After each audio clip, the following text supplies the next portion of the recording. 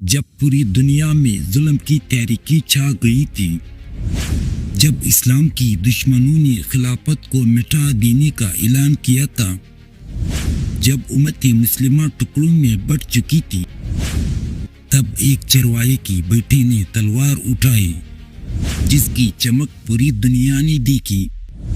یہ کہانی ہے ارطغرل کی بیٹے عثمان غازی کی، جس نے اللہ کے نام پر ایک ایسی سلطنت کی بنیاد رکھی جس کا پرچم 3 براعظموں پر لہراتا رہا، جسے آج دنیا سلطنت عثمانیہ کے نام سے جانتی ہے۔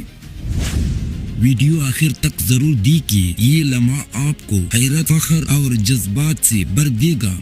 بسم اللہ الرحمن الرحیم۔ ترکوں کے ان غارت گرد قبائل نے جو ترکان غز اور غزان کے نام سے مشہور ہے، خراسان و ایران میں داخل ہو کر سلطنت سلجوکیہ کے اعتبار و وقار کو صدمہ پہنچایا تھا۔ ان ترکان غز کی ترک وطاس کا پتہ ملک چین کے صوبہ ہنچوریا سے لے کر مراکش تک تاریخیوں میں ملتا ہے۔ انہوں نے سلطان سنجر سلجوکی کو گرفتار کر کے بہت کچھ اپنی دہشت لوگوں کے دلوں میں بٹھا دی تھی، مگر جب چنگیز خان کی خروج کیا تو ان کا زور بہت کچھ کٹ چکا تھا۔ پہلے بھی یہ لوگ مختلف قبائل پر تقسیم تھے۔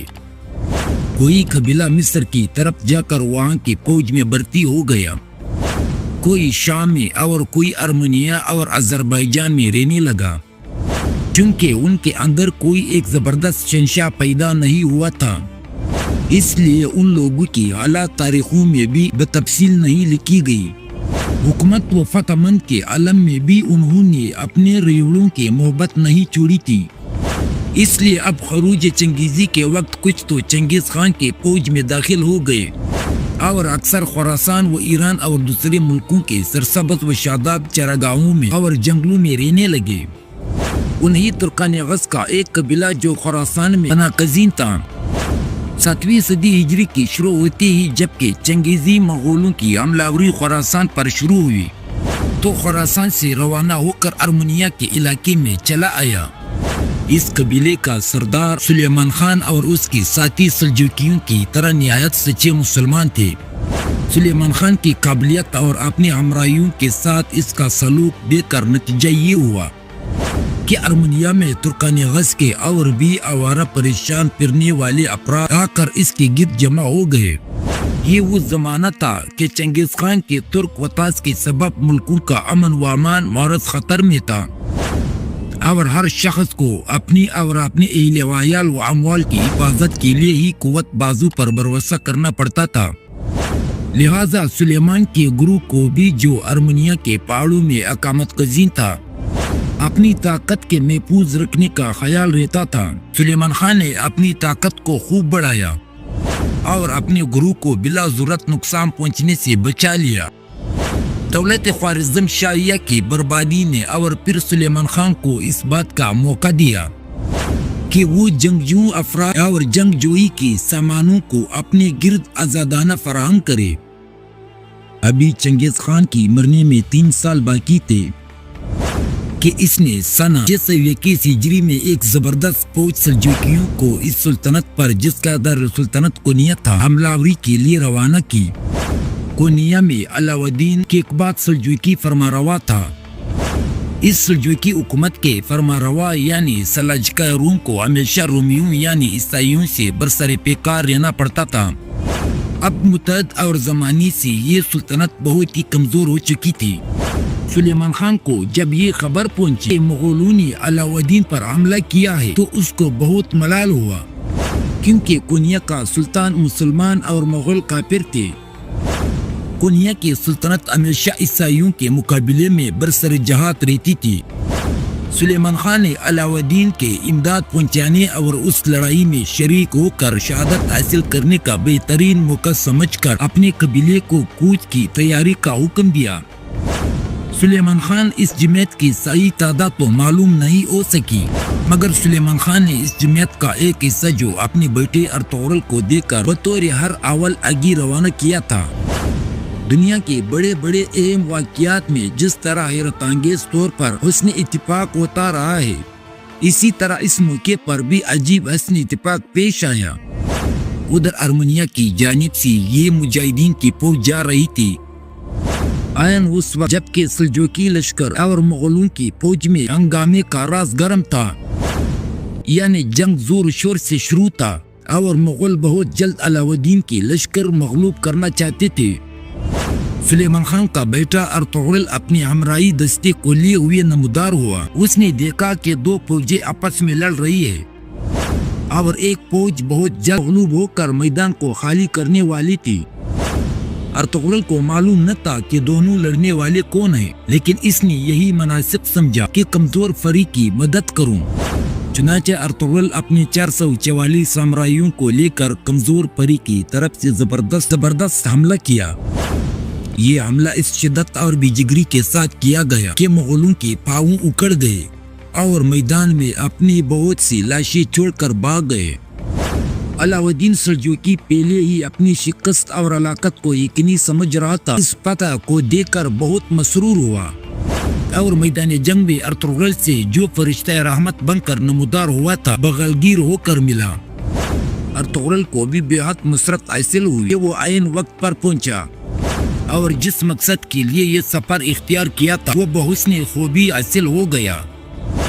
ابھی ارطغرل اور علاؤالدین اس مسرت و شادمانی کا لطف اٹھا رہے تھے کہ سلیمان خان بھی اپنی جماعت کے ساتھ اسی میدان میں پہنچ گیا۔ علاؤالدین سلجوقی نے سلیمان خان اور اس کی بیٹی ارطغرل کو بہت سے طائف عطا کی۔ ارطغرل کو شیر انگورا کے قریب جاگیر عطا کی اور سلیمان خان کو اپنی فوج کا سپہ سالار بنا لیا۔ علاؤالدین سلجوقی کی فہم و فراست کی داد دینی پڑتی ہے کہ اس نے ارطغرل کو جاگیر عطا کرنے کے لیے بہترین علاقے کا انتخاب کیا۔ کونیا کی سلطنت پہلے بہت وسیع تھی، اب صورت یہ پیدا ہو گئی تھی کہ ایشیا کوچک کے شمال و مغربی علاقے پر رومیوں نے چیرہ دست ہو کر قبضہ کر لیا تھا اور وہ بتدریج اس سلجوقی سلطنت کی حدود کو محدود کرتے اور آگے بڑھتے آتے تھے اور محدود ہوتے ہوتے ایک ریاست کی شکل میں تبدیل ہو گئی تھی جس کے بہت جلد ختم ہونے کی توقع تھی۔ اس بہادر گروہ اور ان بہادر سرداروں کو دیکھ کر علاؤالدین نے سلیمان کے بیٹے کو ایسے موقع پر جاگیر دی اور باپ کو فوج کا سپہ سالار بنا کر مغرب کی جانب مغلوں کی روک تھام پر مامور کیا۔ چند روز کے بعد ارطغرل نے رومیوں کی ایک فوج کو شکست پاش دے کر اپنی جاگیر کو رومی علاقے کی طرف وسیع کیا اور ارطغرل کی اس طرح طاقتور ہونے سے رومی سرحد کا خطرہ بالکل جاتا رہا۔ مگر چند روز کے بعد سلیمان خان جو دریا فرات کو عبور کرتے ہوئے دریا فرات میں غرق ہوا اور وہ اپنے رب الہی سے جا ملا۔ ارطغرل اپنے علاقے پر برابر حکمران اور دم بدم اپنی طاقت کو ترقی دینے میں مصروف رہا، چونکہ ارطغرل عیسائیوں کے ساتھ مسلسل جنگ میں مصروف رہا اور عیسائیوں کے علاقے چین کر اپنے ملک کو وسیع کر رہا تھا اور وہ ارطغرل کی بڑھتی ہوئی طاقت کو یہ نظر اطمینان معائنہ کرتا رہا۔ سنہ 634 ہجری میں علاؤالدین کا انتقال ہوا اور اس کی جگہ اس کا بیٹا غیاث الدین کونیا میں تخت نشین ہوا۔ غیاث الدین کو مغلوں نے اپنی بار بار کی حملہ آوری سے بہت تنگ کیا اور سنہ 641 ہجری میں غیاث الدین نے مغلوں کو خراج دینا منظور کر لیا۔ سلطنت کونیا کی اس طرح باج گزار ہونے کا ارطغرل پر کوئی اثر نہ پڑا، کیونکہ وہ ایک ایسی صوبے کا گورنر اور فرمانروا تھا جو بظاہر مغولوں کی دست برد سے محفوظ و مامون تھا۔ مغولوں کو اس کے بعد ایشیا کوچک کی طرف زیادہ متوجہ ہونے کی فرصت بھی نہ تھی۔ سنہ 656 ہجری میں چنگیز خان کے پوتے علاقو خان نے بغداد کی خلافت عباسیہ پر قبضہ کر لیا۔ سنہ 657 ہجری میں ارطغرل کے گھر ایک بیٹا پیدا ہوا جس کا نام عثمان خان رکھا گیا۔ یہی وہ عثمان خان ہے جس کے نام سے ترکوں کی بادشاہوں کو سلاطین عثمانیہ کہا گیا۔ سنہ 678 ہجری میں جبکہ عثمان کی عمر 33 سال کی تھی، ارطغرل نے وفات پائی اور شاہ کونیا کی ارطغرل کا تمام علاقہ عثمان خان کے نام کر دیا۔ عثمان خان کی قابلیتوں سے واقف ہو کر اسی سال غیاث الدین بادشاہ کونیا نے عثمان خان کو اپنی فوج کا رئیس العسکر بنا دیا اور اپنی بیٹی کی شادی عثمان خان سے کرا دی۔ اب عثمان خان شیر کونیا میں رہنے لگا اور بہت جلد وہ سلطنت کے وزیر اعظم کے مرتبے پر پہنچ گیا، حتیٰ کہ جمعے کے دن کونیا کی جامع مسجد میں عثمان خان ہی غیاث الدین کے خطبے بھی سنانے لگا۔ سنہ 699 ہجری میں غیاث الدین مغلوں کی ایک جنگ میں مقتول ہوا۔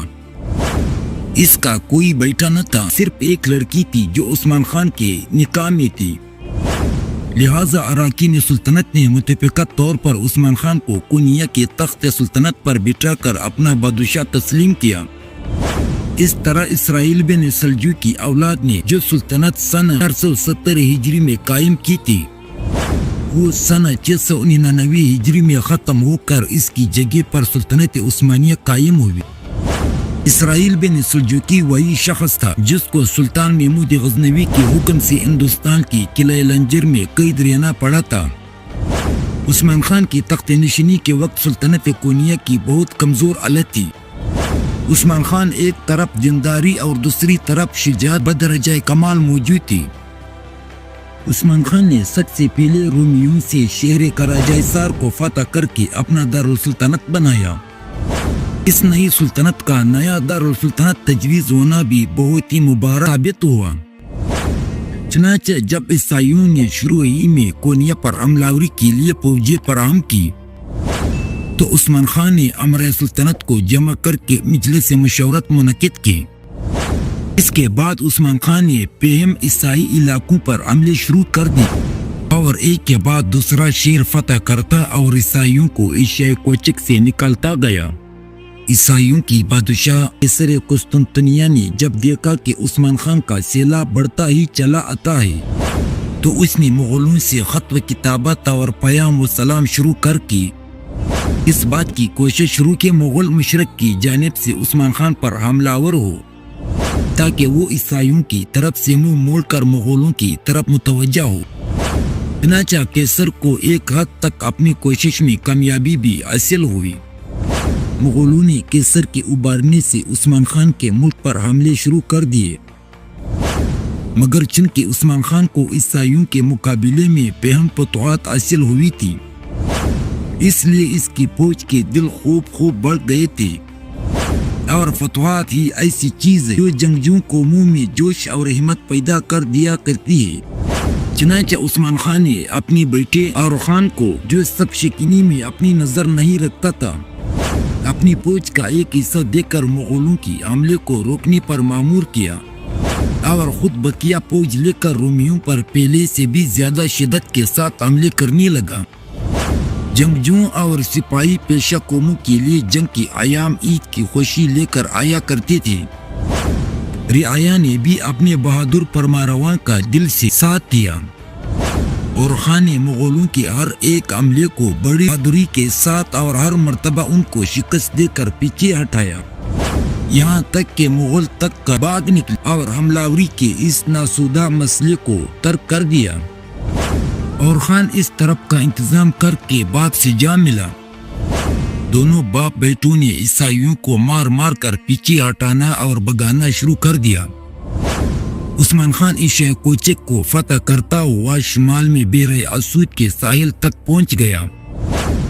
ادھر اور خان نے عیسائیوں کو مغرب کی طرف بکاتے ہوئے بروسک کو فتح کر لیا۔ بروسک کے سر روم کا ایک زبردست شہر ایشیا کوچک کی مغربی ساحل کے قریب تھا۔ اس شہر کو جب اور خان نے فتح کیا تو عثمان خان ساحل بحر اسود تک پہنچ کر کراجائسار میں سالم غالباً واپس آ گیا تھا۔